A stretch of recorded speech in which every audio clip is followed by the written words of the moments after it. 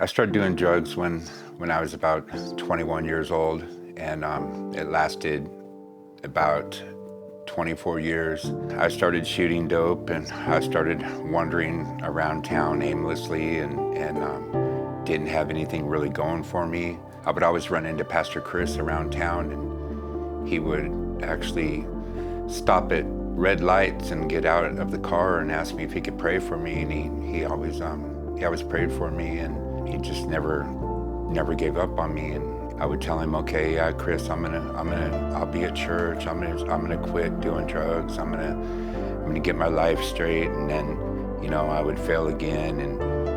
But every time I was messing up, and every time I started getting high, I always seemed to run into Pastor Chris somewhere around town. And one of the worst times I ran into him, I was sitting in the Walmart parking lot, and you know how you get that feeling that somebody's looking at you?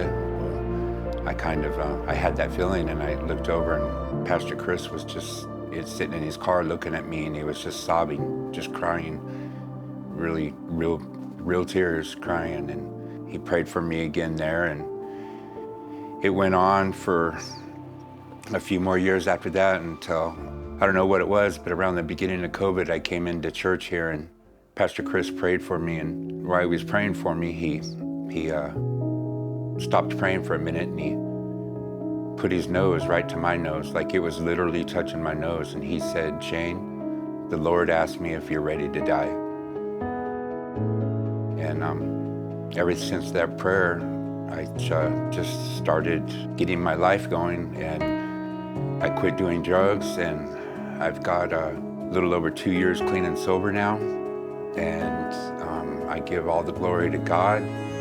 He's helped me through it, and I ended up graduating from the truck academy. I got my CDL, and now I've got a good job driving truck that I really love.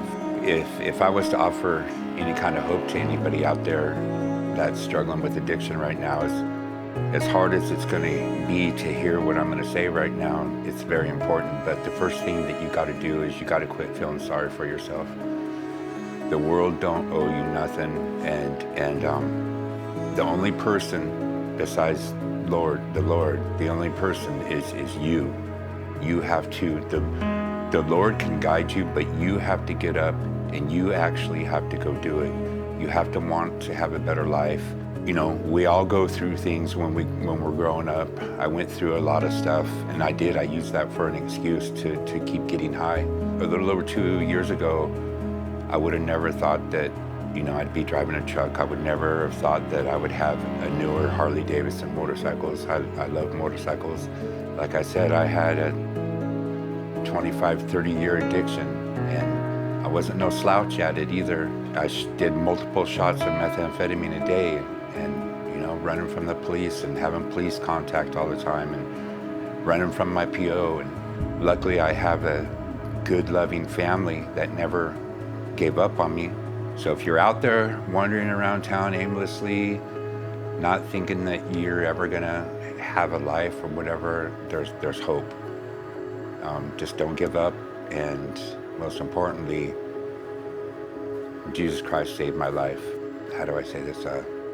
You need to get Jesus Christ in your life.